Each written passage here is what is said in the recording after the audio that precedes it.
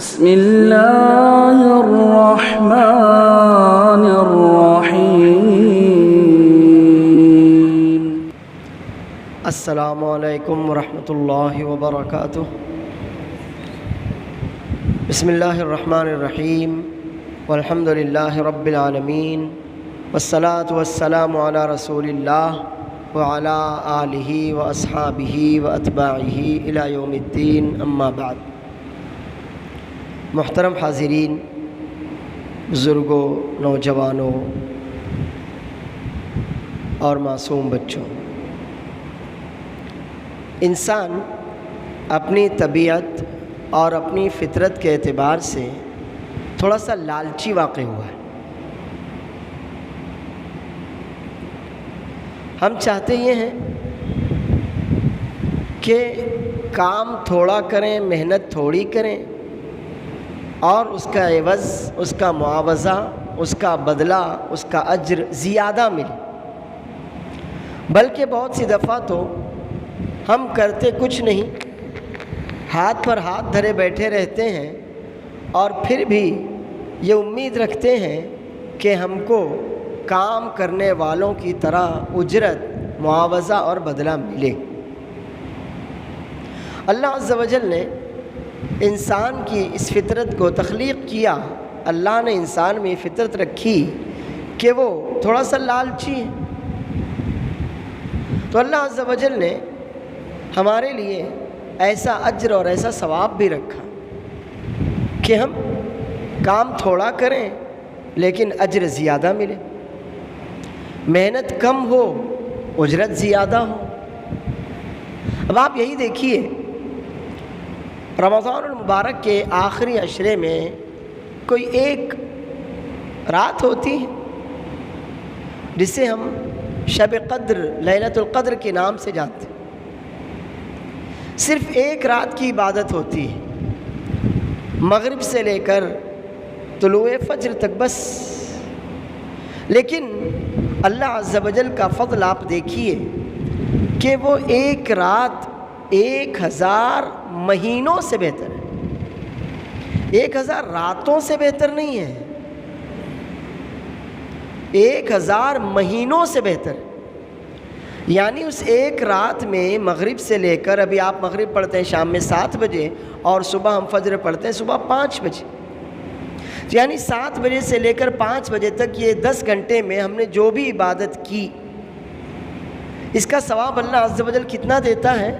1000 مہینوں سے بہتر دیتا ہے۔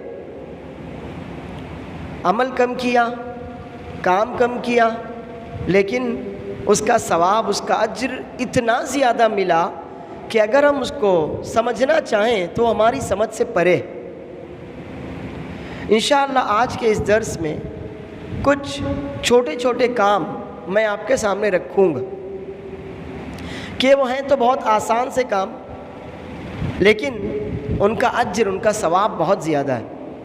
لیکن یہ جاننا بھی ہمارے لیے ضروری ہے کہ کوئی کام چھوٹا ہو یا بڑا، آسان ہو یا مشکل، جب تک اللہ عز و جل کی توفیق نہیں ہوتی، انسان کے دل میں اسے کرنے کا خیال نہیں آتا۔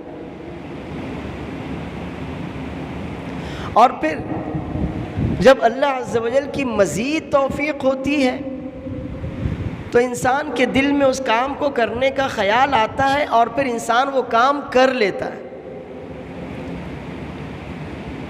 توفیق کا پہلا درجہ یہ کہ ہمارے دل میں اس خیر کا خیال آئے۔ بہت سے لوگوں کے دل میں تو خیر کا خیال ہی نہیں آتا، نیکی کا تصور ہی نہیں آتا، بھلائی کرنے کا جذبہ ہی ان کے دل میں نہیں ابھرتا، تو ان کو توفیق کا پہلا درجہ بھی نہیں ملتا۔ لیکن ہم میں سے بہت سے لوگ ہیں کہ دل میں کچھ نیکی کرنے کا، کچھ ثواب کمانے کا جذبہ ابھرتا تو ہے، لیکن تھوڑی دیر کے بعد، کچھ وقفے کے بعد وہ سرد پڑ جاتا ہے۔ ہم گھر سے یہ سوچ کر نکلتے ہیں کہ آج مسجد میں اول صف میں ہم رہیں گے، گھر سے باہر نکلے، کوئی دوست ملا، اول صف بھی گئی، جماعت بھی گئی۔ ہم نے سوچا تھا، خیر کی نیت ہمارے دل میں تھی، لیکن جو توفیق کا دوسرا درجہ تھا ہم اس سے محروم رہ گئے۔ تو یاد رکھیے کہ کوئی بھی کام چھوٹا ہو یا بڑا، آسان ہو یا مشکل، جب تک اللہ عز و جل کی طرف سے ہمارے دل میں اس کے کرنے کا خیال نہ آئے ممکن نہیں، اور پھر جب اللہ عز و جل ہمیں اس کے کرنے کی توفیق نہ دے دے تو بھی وہ ہمارے لیے ممکن نہیں۔ مثال کے طور پر ہم اچھی طرح جانتے ہیں کہ لا حول ولا قوت الا باللہ، اللہ کے رسول صلی اللہ علیہ وسلم نے ابو موسیٰ اشعری رضی اللہ عنہ سے فرمایا تھا کہ لا حول ولا قوت الا باللہ کنز من کنوز الجنہ، جنت کے جو بہت سے خزانے ہیں جنہیں اللہ عز و جل کے علاوہ کوئی نہیں جانتا، انہی میں سے ایک اہم ترین خزانہ لا حول ولا قوت الا باللہ بھی ہے۔ ہمیں معلوم ہے، مگر یہ بتائیے کہ مغرب سے عشاء تک جو 1.5 گھنٹے کا ٹائم تھا ہمارے پاس، ہم میں سے کتنے لوگوں نے یہ کلمہ پڑھا؟ بلکہ چلیے عصر سے عشاء تک دیکھیے، جمعہ سے عشاء تک دیکھیے، فجر سے عشاء تک دیکھیے، ہمیں معلوم ہے یہ حدیث، یہ فضیلت معلوم ہے کہ لا حول ولا قوت الا باللہ جنت کا ایک اہم ترین خزانہ ہے، لیکن توفیق نہیں ہے۔ تو ضروری ہے کہ بندہ ہمیشہ اللہ عز و جل سے خیر کی، نیکی کی توفیق مانگتا رہے۔ انبیاء علیہ السلام کو دیکھیے، شعیب علیہ السلام نے اپنی قوم کو نصیحت کی، خیر کی طرف بلایا، تو یہ کہا ان ارید الا الاصلاح ما استطعت وما توفیقی الا باللہ، میں تو اپنی استطاعت بھر اصلاح کی کوشش کرتا ہوں، رہا مسئلہ توفیق کا تو اللہ عز و جل کی ذمہ داری ہے، وہ اللہ عز و جل کا اختیار ہے، میرا اختیار نہیں ہے۔ ہاں مجھے جو اختیار ہے وہ یہ ہے علیہ توکلت و الیہ انیب، یہ میرا اختیار ہے کہ میں اللہ پر بھروسہ رکھتا ہوں اور اللہ ہی کی طرف رجوع کرتا ہوں۔ تو جو چھوٹے چھوٹے کام میں انشاءاللہ آپ کے سامنے رکھنے والا ہوں، آپ یہ سوچ کر سنیں اور پھر یہ طے کر کے اٹھیں کہ انشاءاللہ ہمیں وہ کرنا، نہیں تو علم بہت ہے ہمارے اور آپ کے پاس، علم بہت ہے، معلوم ہے، لیکن کرتے کچھ نہیں۔ ہم کو معلوم تو بہت ہے، شاید ہمارے باپ دادا کو اتنا علم نہیں تھا جتنا ہم کو ہے، لیکن ہم کرتے کچھ نہیں، تو کیا فائدہ؟ تو اگر ہم یہاں بیٹھے ہیں، یہ طے کر کے اٹھیں کہ انشاءاللہ جو بھی ہم نے سنا ہے، جہاں تک ممکن ہوگا اس پر عمل کی کوشش بھی ہوگی۔ اللہ فرماتا ہے فبشر عباد الذین یستمعون القول فیتبعون احسنہ، اے اللہ کے نبی صلی اللہ علیہ وسلم، آپ میرے ان بندوں کو خوشخبری دے دیجئے جو باتیں سنتے ہیں، نصیحت کی جائے تو سنتے ہیں، ان کی خیرخواہی کی جائے تو سنتے ہیں، اور پھر عمل بھی کرتے ہیں۔ ان میں سے عمل کس پر کرتے ہیں؟ فیتبعون احسنہ، جو بہتر سے بہتر عمل ہوتا ہے، جو بہتر سے بہتر طریقہ ہوتا ہے، اس اعتبار سے وہ عمل کرتے ہیں۔ تو اللہ عز و جل ہمیں بھی ان لوگوں میں شامل کرے۔ بہت چند ہی اعمال میں آپ کے سامنے رکھوں گا، آسان سے۔ سب سے پہلا عمل، ہم وضو کرتے ہیں، تو آپ کہیں گے یہ کیا بات ہوئی، یہ کرتے ہیں، ٹھیک ہے، لیکن یہ دیکھیے کہ ہمارا وضو کرنا بھی ہمارے لیے کتنی بڑی فضیلت رکھتا ہے۔ صحیح مسلم کی روایت ہے، اللہ کے رسول صلی اللہ علیہ وسلم فرماتے ہیں ما منکم من احد یتوضأ فیحسن او قال یبلغ وضوءه ثم يصلي ركعتين يقبل بهما وجهه وقلبه لا يحدث فيهما نفسه الا وجبت له الجنة۔ ہم وضو کریں، نماز نہ پڑھنی ہو تو بھی وضو کریں، اور وضو کے بعد اگر اللہ عز و جل توفیق دے تو 2 رکعتیں پڑھ لیں، بس آسان سا عمل۔ کیا فائدہ ہے اس کا؟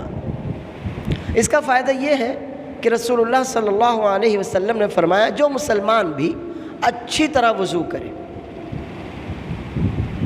اچھی طرح وضو کرنا یعنی مکمل وضو کرنا، آپ کا کوئی عضو سوکھا نہ رہ جائے، کوئی عضو آپ کا چھوٹ نہ جائے، سر کا مسح کرنا ہے تو صحیح سے مسح کیجئے، کان کا مسح کرنا ہے تو صحیح سے کان کا مسح کیجئے۔ تو مکمل طور پر جو بندہ وضو کرے اور وضو کرنے کے بعد پوری توجہ سے 2 رکعتیں پڑھیں، تحیۃ الوضو، پوری توجہ سے 2 رکعتیں پڑھے، ایسی توجہ ہو کہ نماز میں اس کا دھیان نماز کے علاوہ کسی اور چیز پر نہ جائے، تو اس کے لیے جنت واجب ہو جاتی۔ کیا کیا آپ نے؟ کچھ بھی نہیں، وضو کیا، 2 رکعتیں پڑھی خشوع کے ساتھ، خضوع کے ساتھ، ثواب کتنا بڑا ملا؟ وجبت لہ الجنہ،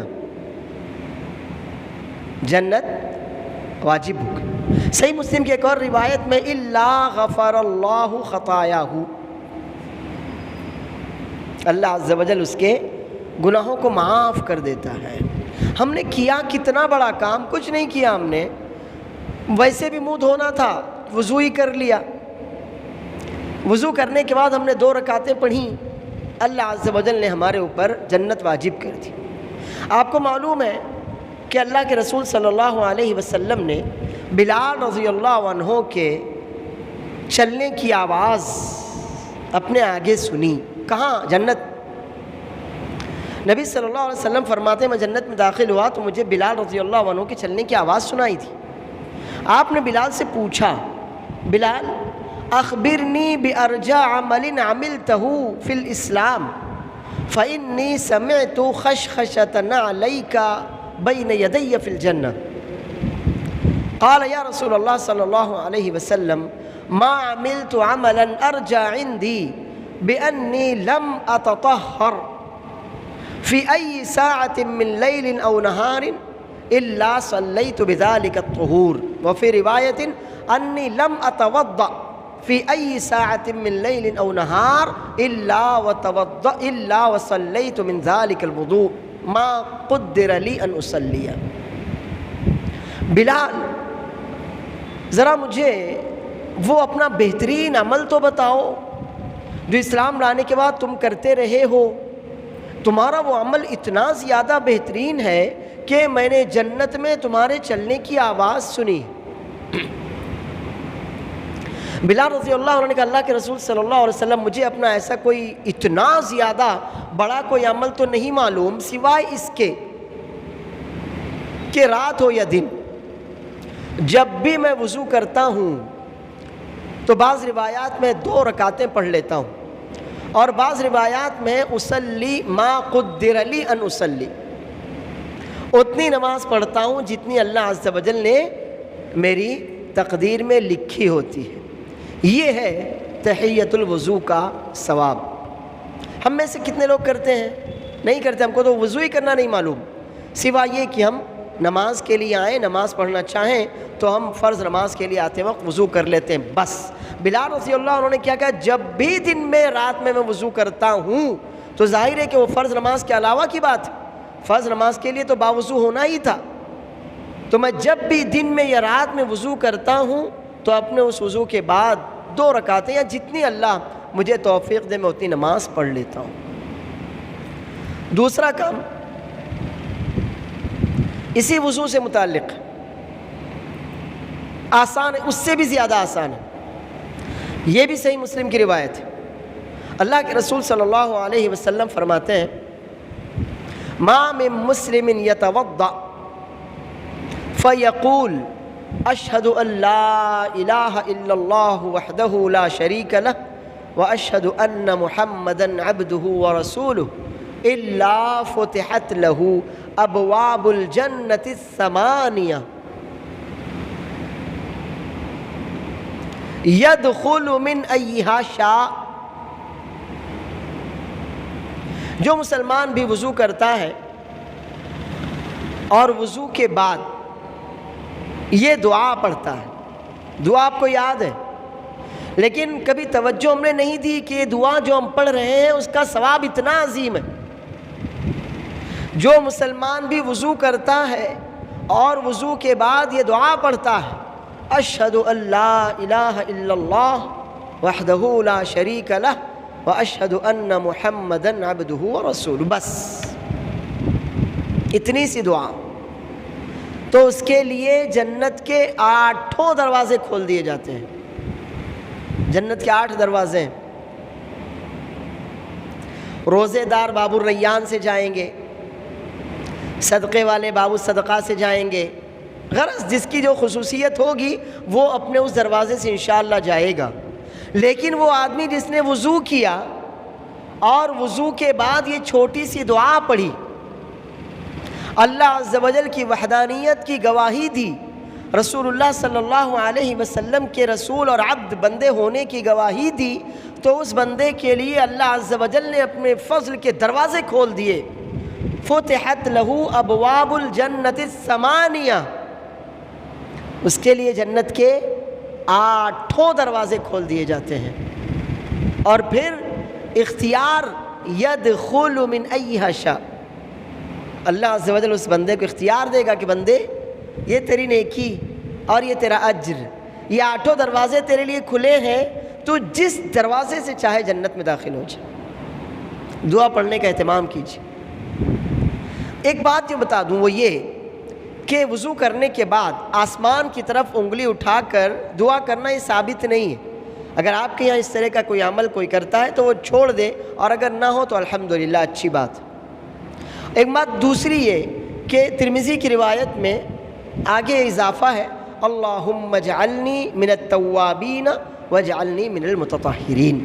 ٹھیک ہے آپ وہ دعا پڑھیں, مگر جو فضل ملنا ہے وہ اشہد ان لا الہ الا اللہ وحدہ لا شریک لہ واشہد ان محمدا عبدہ ورسولہ پر انشاءاللہ آپ کو مل جانا ہے.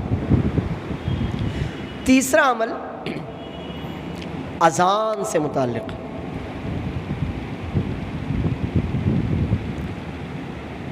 اذان کا جواب دینا بعض علماء کے نزدیک واجب ہے, حتیٰ کہ ابن تیمیہ رحمہ اللہ کہتے ہیں میں نے اسلاف کے بارے میں جو جانا وہ یہ کہ ہمارے اسلاف اذان ہوتی تو ایسے ہی خاموش رہتے تھے جیسے کہ قرآن سنتے وقت خاموش رہنے کا حکم ہے. ٹھیک ہے, اکثر علماء کرام اذان کے جواب کو واجب نہیں کہتے, سنت کہتے ہیں, سنت مؤکدہ کہتے ہیں. لیکن یہ بھی کہتے ہیں کہ اگر کوئی بندہ اذان کا جواب چھوڑ کر باتوں میں کسی اور کام میں مصروف ہو تو وہ ایک بہت بڑے خیر سے محروم ہو رہا ہے. اذان کا جواب دینے کے بعد آپ کو ایک چھوٹی سی دعا پڑھنی ہے بس. صحیح بخاری کی روایت, اللہ کے رسول صلی اللہ علیہ وسلم فرماتے ہیں من قال حین یسمع النداء اللہم رب هذه الدعوة التامة والصلاة القائمة آت محمدا الوسيلة والفضيلة وابعثه مقاما محمودا الذي وعدته حلت له شفاعتي يوم القيامة. جس نے بھی اذان سنی اور اذان کے بعد اس نے یہ دعا پڑھی, آپ کو یاد ہوگی دعا پڑھتے ہوں گے, تو فائدہ کیا ہے اس کا؟ 1.5 لائن کی دعا, 1.5 اللہم رب هذه الدعوة التامة والصلاة القائمة آت محمدا الوسيلة والفضيلة وابعثه مقاما محمودا الذي وعدته. 1.5 لائن کی دعا. فائدہ کیا ہے معلوم؟ قیامت کا دن ہوگا جب ساری مخلوق پریشان ہوگی. لوگ اپنے اپنے اعمال کے اعتبار سے پسینوں میں ڈوبے ہوئے ہوں، بھیگے نہیں کہہ رہا ہوں میں، دھیان دیجئے، پسینوں میں ڈوبے ہوئے ہوں گے. سورج سر پر ہوگا، سب بھاگیں گے. کوئی تو ہمارے حق میں اللہ کے یہاں سفارش کر دو، کوئی تو ہمارے حق میں اللہ کے یہاں سفارش کر دو. رسول اللہ صلی اللہ علیہ وسلم سفارش کرے گی. نبی کریم صلی اللہ علیہ وسلم کی سفارش سب کے حساب کے لیے بھی ہوگی، جنت کا دروازہ کھلوانے کے لیے بھی ہوگی، جنتیوں کے جنت میں درجات بلند کروانے کے لیے بھی ہوگی، بہت سے جہنمیوں کو جہنم سے نکلوانے کے لیے بھی ہوگی، بہت سے جہنمیوں کے لیے عذاب میں تخفیف کے لیے بھی ہوگی. تو غرض نبی صلی اللہ علیہ وسلم کی سفارش کئی طرح کی ہوگی. آپ فرماتے ہیں جس نے یہ دعا پڑھی حلت لہو شفاعتی یوم القیامہ، قیامت کے دن اس کے حق میں میری سفارش واجب ہو گئی. قیامت کے دن اس کے حق میں میری سفارش حلت حلال ہو گئی، واجب ہو گئی، اس کے حق میں میری سفارش طے ہو گئی. چھوٹا سا کام، لیکن ہوتا یہ ہے کہ ہم اذان کی طرف دھیان ہی نہیں دیتے. اور یہ بھی ہے کہ اگر ہم نے اذان توجہ سے نہیں سنی تو اذان کی دعا پڑھنے کی بھی اللہ تعالیٰ توفیق نہیں دیتا. چوتھا کام، عشاء اور فجر کی نماز ہمیں باجماعت پڑھنا ہے. عشاء ویسے تو ہر نماز باجماعت ہی پڑھنا ہے. مرد ہیں آپ تو اللہ نے مردوں پر باجماعت نماز فرض کی. خواتین کو اجازت ہے کہ اپنے گھر میں پڑھ لیں، مسجد میں آ سکتی، آئیں نہیں آ سکتی، ان کے حق میں ان کے گھر بہتر ہے، وہ ایک الگ مسئلہ ہے. مگر اللہ عز و جل نے ہم کو اور آپ کو مرد بنایا ہے تو مردوں کے اوپر مسجد میں باجماعت نماز پڑھنا فرض ہے.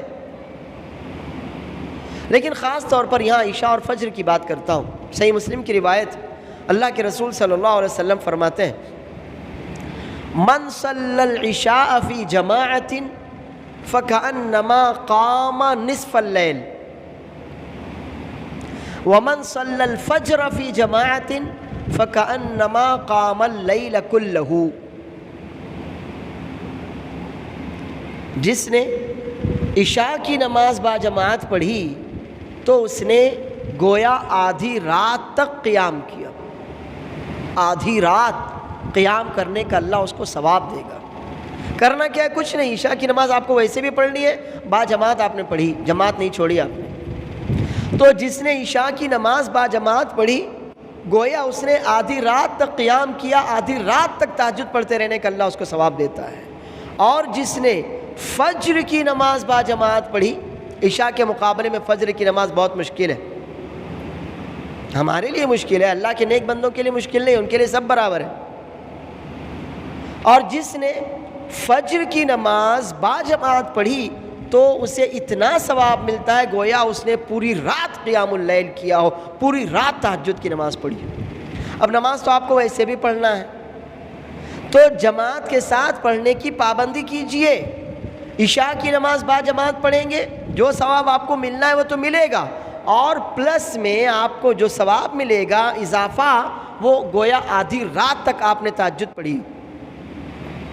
اور اگر آپ فجر کی نماز باجماعت پڑھتے ہیں تو جو ثواب انشاءاللہ آپ کو ملنا ہے وہ تو ملے گا. اس کے بعد اللہ عز و جل جو بونس میں آپ کو ثواب دے گا وہ یہ کہ گویا آپ نے پوری رات تہجد کی نماز پڑھی ہو، قیام اللیل کی ہو. اور یہ یاد رکھیے کہ فجر کی جو نماز ہے نا، اس کی سنت کی اتنی زیادہ اہمیت ہے کہ رسول اللہ صلی اللہ علیہ وسلم فرماتے ہیں رکعتا الفجر خیر من الدنیا وما فیہا. صحیح مسلم کی روایت. فجر کی 2 رکعت سنت دنیا اور اس کی ساری چیزوں سے بڑھ کر ہے. تو اندازہ لگائیے، اگر فجر کی سنت دنیا اور اس کی ساری نعمتوں، ساری چیزوں سے بہتر ہے تو فجر کی فرض کا کیا عالم ہوگا. فرض کا مقام سنت کے مقابلے میں بہت اونچا ہے. تو اگر فجر کی سنت کا یہ عالم ہے کہ وہ ساری دنیا سے بہتر ہے تو آپ اندازہ لگائیے کہ فجر کی فرض کا ثواب اور اس کی فضیلت کتنی زیادہ ہوگی. تو ہمیں کرنا کیا ہے؟ اپنے آپ کو ہر نماز باجماعت پڑھنے کا پابند کرنا ہے، اور خاص طور پر اس فضیلت کو حاصل کرنے کے لیے عشاء اور فجر کی نمازیں باجماعت پابندی کے ساتھ ہم کو ادا کرنا ہے۔ اب تک وضو، نماز، اذان کی بات ہوئی، اب ایک آخری عمل اور آپ کے سامنے رکھتا ہوں، اور وہ ہے صدقہ۔ صدقے کو معمولی مت سمجھیے۔ اللہ کے رسول صلی اللہ علیہ وسلم فرماتے ہیں کل امرئ فی ظل صدقتہ حتی یقضى بین الناس، مسند احمد کی حسن روایت۔ قیامت کے دن جب کسی کو کوئی سایہ نہیں ملے گا، اللہ عز و جل جس کو جو سایہ دے بس اتنا ہی۔ اب ہم پریشان، سایہ، یہ آپ کی 44 ڈگری کی دھوپ ہم سے برداشت نہیں ہوتی، تو سوچئے جب تو سورج سر پر ہوگا، اس وقت ہر آدمی اپنے صدقے کے سائے میں ہوگا۔ کس کے سائے میں ہوگا؟ صدقے کے۔ آپ نے جو صدقہ دیا ہوگا نا، اللہ عز و جل اسی کا سایہ آپ کو فراہم کرے گا۔ اسی صدقے کے تعلق سے جو بات میں آپ کے سامنے رکھنا چاہتا ہوں وہ صحیح مسلم کی روایت ہے۔ اللہ کے رسول صلی اللہ علیہ وسلم فرماتے ہیں اذا تصدق احدکم بصدقۃ من کسب طیب ولا يقبل اللہ الا الطیب فإن اللہ طیب لا يقبل الا طیبا فإن اللہ یأخذها بیمینہ ثم یربیها كما یربی احدکم فلوہ حتی یکون مثل الجبل۔ جب بھی تم میں سے کوئی بندہ صدقہ دیتا ہے، دیکھیے حدیث نے یہ نہیں کہا کہ اپنا پورا گھر صدقہ کر دیتا ہے، نہیں، پورا کاروبار صدقہ، نہیں، بس صدقہ جو بھی آپ اپنی رضامندی سے، نیک نیتی سے اللہ کے راستے میں جو بھی دینا چاہے، پھر چاہے وہ 1,00,000 روپیہ ہو یا 1 روپیہ، جو بھی ہو، بس شرط یہ ہے کہ آپ نے نیک نیتی خلوص کے ساتھ اللہ کی رضا کے لیے دیا ہو، بس یہ شرط۔ تو جب بھی کوئی بندہ اپنے پاک حلال مال میں سے صدقہ کرتا ہے، اور یہ یاد رکھو کہ اللہ عز و جل خود طیب ہے، پاک ہے، اور وہ کسی ناپاک چیز کو قبول بھی نہیں کرتا، پاک کو ہی قبول کرتا ہے۔ تو جب بھی کوئی بندہ اپنے حلال مال میں سے صدقہ دیتا ہے تو اللہ عز و جل فإن اللہ یتقبلها بیمینہ، اللہ اسے اپنے داہنے ہاتھ سے قبول کرتا ہے، اور ایک روایت میں یأخذها بیمینہ، اللہ اسے اپنے داہنے ہاتھ میں لیتا۔ کتنی بڑی بات ہے۔ ہم ایمان رکھتے ہیں کہ اللہ عز و جل کا ہاتھ ہے، کیسا ہے وہ وہی بہتر جانے۔ اللہ عز و جل کی یہ جو صفات ہیں، اللہ کا ہاتھ، اللہ کی انگلیاں، جو کچھ بھی، ہم کیا کہتے ہیں کہ قرآن نے کہا تو ہم نے تسلیم کیا، رسول اللہ صلی اللہ علیہ وسلم نے فرمایا تو ہم نے تسلیم کر لیا۔ اب کیسے ہے تو ہم کیا کہیں گے؟ اولاً ان باتوں کو جاننا ہمارے لیے ممکن نہیں، اور ان باتوں کے جاننے کے پیچھے ہمارا کوئی فائدہ بھی نہیں۔ اگر ہوتا تو اللہ ہم کو بتا دیتا، لیکن ایسا نہیں۔ چنانچہ ہم کہیں گے جیسے اللہ عز و جل کی شان کے لائق ہوگا، اللہ کی صفت ویسے ہے، بس ہم نہیں جانتے، ہمیں معنی معلوم۔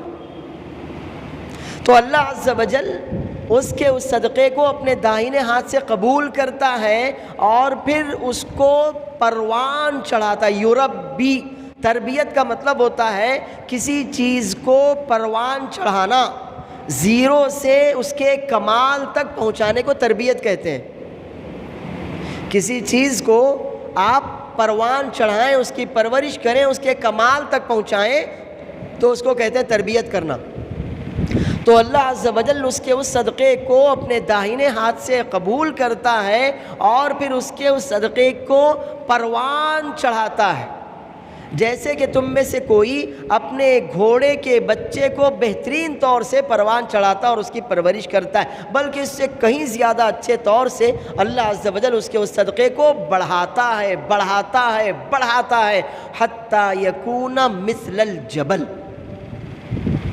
1 روپیہ آپ نے دیا تھا، لیکن نیت نیک تھی، خالص اللہ کی رضا کے لیے آپ نے وہ کام کیا تھا، تو اللہ عز و جل نے اس کو اتنا بڑھایا، اتنا اس میں اضافہ کیا کہ آپ کا وہ صدقہ پہاڑ کی مانند ہو گیا۔ تو صدقے کو کم مت سمجھیے، دنیا میں بھی ہمارے بہت کام آتا ہے اور آخرت میں بھی جو کام آئے گا، اس کی 2 مثالیں میں نے آپ کے سامنے رکھیں۔ تو یہ جو 6 اعمال میں نے آپ کے سامنے رکھے ہیں، امید ہے کہ آپ کی سمجھ میں آئے ہوں گے۔ میں نے جو بھی باتیں کہیں، اللہ عز و جل مجھے اور آپ کو ان باتوں پر عمل کی بھی توفیق عطا فرمائے۔